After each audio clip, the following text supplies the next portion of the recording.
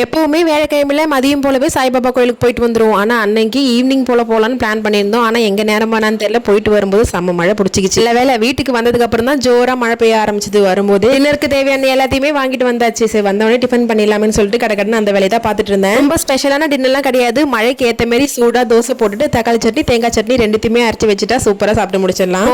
ரெண்டுமே அரைப்பேனான்னு பார்த்தா இல்ல, இன்னைக்கு ஏதோ தோணுச்சு, அதனால ரெண்டு சட்னியுமே ரெடி பண்ணிடலாம்னு சொல்லிட்டு கொஞ்சம் ரெண்டுத்துலயுமே ரெடி பண்ணிட்டேன். நம்ம சேனல்ல சஷ்டி விரதம் எப்படிலாம் இருக்கணும், என்னென்ன விரதம்லாம் இருக்கலாம்னு சொல்லிட்டு ஒரு லாங் வீடியோ அப்லோட் பண்ணிருக்கேன். டியூஸ்டே அப்போ அப்லோட் பண்ண பார்க்காதவங்க கண்டிப்பா செக் அவுட் பண்ணி பாருங்க. வீடியோ லிங்க் நான் டிஸ்கிரிப்ஷன்ல கொடுக்குறேன். அதுல ஒருத்தவங்க கமெண்ட் பண்ணியிருந்தாங்க, இந்த மாதவிடா டைம்ல வந்துட்டு நம்ம 48 நாள் பூஜை பண்ணலாமா அப்படின்னு சொல்லிட்டு.